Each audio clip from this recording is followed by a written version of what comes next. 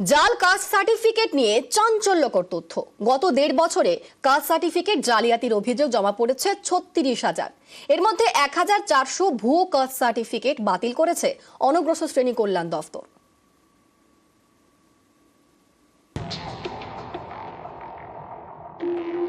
ভুয়ো কাস্ট সার্টিফিকেটের ভুরি ভুরি অভিযোগ এ নিয়ে তদন্ত করছে রাজ্যের অনগ্রসর শ্রেণী কল্যাণ দফতর। তাদের হাতে এবার চাঞ্চল্যকর তথ্য। গত ১.৫ বছরে ভুয়ো কাস্ট সার্টিফিকেটের ৩৬,০০০ অভিযোগ পেয়েছে অনগ্রসর শ্রেণী কল্যাণ দফতর। এর মধ্যে ১,৪০০টি সার্টিফিকেট তারা বাতিল করেছে। সম্প্রতি ভুয়ো কাস্ট সার্টিফিকেটের নানা এক্সক্লুসিভ খবর দেখিয়েছে নিউজ ১৮ বাংলা। এই সার্টিফিকেট দেখিয়ে কেউ মাস্টারি করছিলেন, কেউ আবার ডাক্তারি পড়ছিলেন। পুলিশের চাকরি থেকে সরকারি খরচে গবেষণা, নানা অভিযোগ। এর তদন্তে উঠে এসেছে এমনই চাঞ্চল্যকর তথ্য। অনগ্রসর শ্রেণী কল্যাণ দফতর জানতে পেরেছে, অনগ্রসর শ্রেণী কল্যাণ দফতরের একাংশের মদতেই অনেক অযোগ্য ব্যক্তি কাস্ট সার্টিফিকেট পেয়েছেন।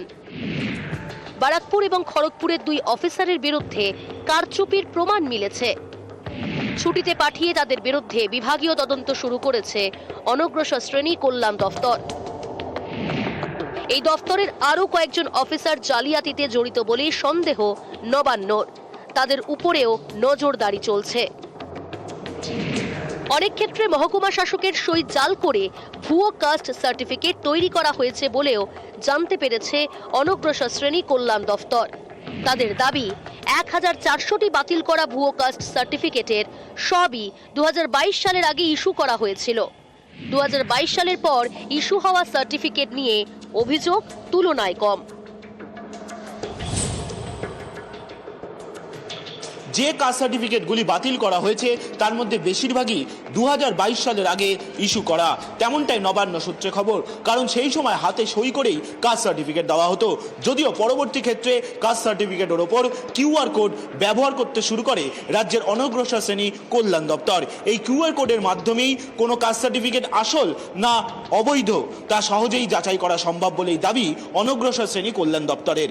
ক্যামেরায় সুমন বোসের সঙ্গে সোমরাজ বন্দ্যোপাধ্যায়, নিউজ ১৮ বাংলা, কলকাতা। আজ কাঁথিতে সমবায় ভোট। আজ কাঁথির সমবায় ব্যাংকের নির্বাচন। সমবায় ভোটে কেন্দ্রীয় বাহিনীর আর্জি খারিজ। রাজ্য পুলিশ দিয়েই ভোট হবে সমবায় ব্যাংকে। ১৩ কেন্দ্রে ৭৮ জন ডেলিগেটের নির্বাচন। সমবায়ের ৭৮-এর মধ্যে ১৪ আসনে জয়ী তৃণমূল, বাকি আসনেও জয়ের আশায় শাসক শিবির। ভোট ঘিরে ভয়ের পরিবেশের অভিযোগ বিজেপি।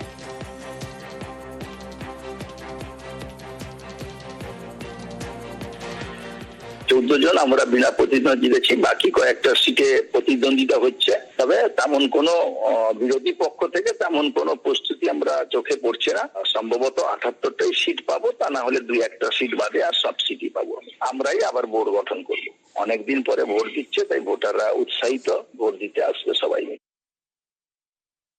গ্রামাঞ্চলে মানুষের ভয়, বাড়ি বাড়ি ভয় দেখানোর ব্যাপার আছে যে ফেয়ার ভোট হলে বিরাট মার্জিনে জিততে পারবে। যারা অ্যাকচুয়ালি সমবায়ী হতে পারে প্রার্থী হিসাবে ভালো, সেই মুখগুলোকে ভয় দেখিয়ে প্রার্থী করা থেকে তারা ভয়ে পিছিয়ে যাচ্ছে।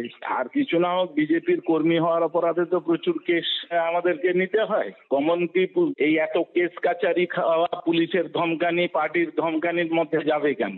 কলকাতা পুলিশের তদন্তে ইশায় সিবিআইয়ের। আরজিকর গণধর্ষণ নয়, আরজিকরে ধর্ষণই, গণধর্ষণ নয়। হাইকোর্টের রিপোর্ট দিয়ে জানালো সিবিআই। বৃহত্তর ষড়যন্ত্র নিয়ে তদন্ত সিবিআইয়ের। প্রমাণ লোপাট নিয়েও তদন্ত সিবিআইয়ের। রিপোর্ট পেশ করে দাবি সিবিআইয়ের। তদন্ত শেষ করতে কতদিন, প্রশ্ন বিচারপতির।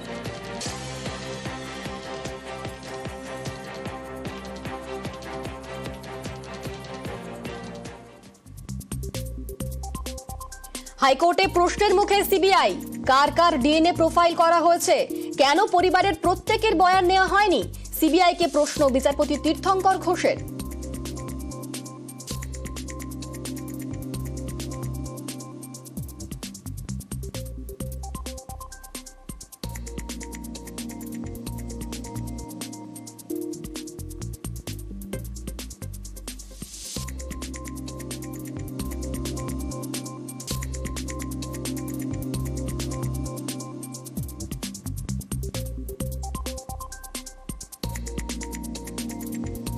হাইকোর্টে প্রশ্নের মুখে সিবিআই, কার কার ডিএনএ প্রোফাইল করা হয়েছে, কেন পরিবারের প্রত্যেকের বয়ান নেওয়া হয়নি, সিবিআইকে এই সমস্ত প্রশ্ন বিচারপতি তীর্থঙ্কর ঘোষের।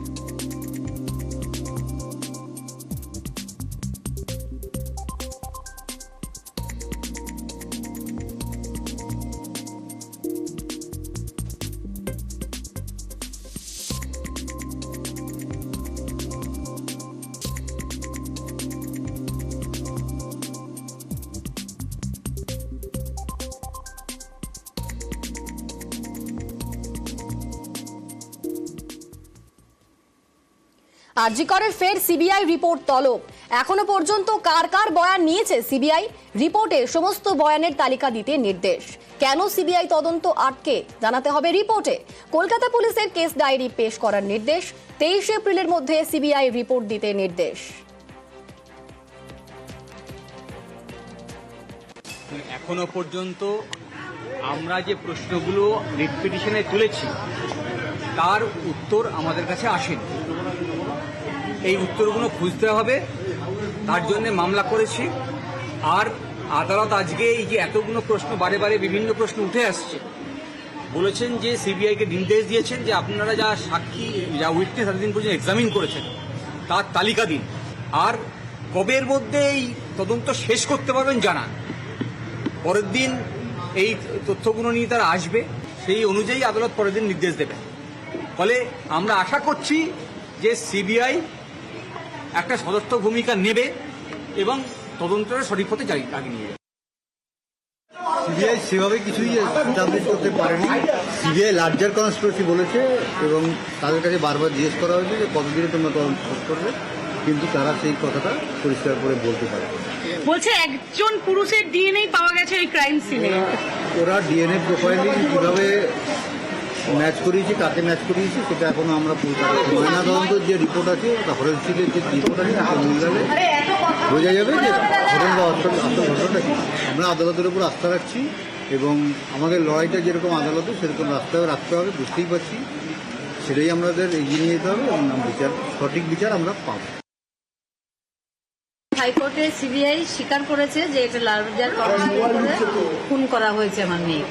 এটা ডিএনএ প্রোফাইল বা ইনকোয়েস্ট রিপোর্ট এইসব মিলিয়ে দেখা হয়নি। এমনকি আগে দেখা গেছে সিএফএসের রিপোর্টে সেমিনার হল যে ঘটনাস্থলে নয়, এসব অনেক কোশ্চেন রয়েছে, সেগুলো তদন্তের আওতায় রয়েছে। সিবিআই এর ভূমিকা নিয়ে আজ দাঁড়িয়ে কি বলবেন? সিবিআই এখনো সেই গড়িমসি করছে, এখনো মনে হচ্ছে ঠিকঠাক তদন্ত করছে না। আজ 8 মাস প্রায় হয়ে গেল। সিবিআই এর তদন্ত নিয়ে আমাদের ফাঁকফোকর রয়েছে অনেক।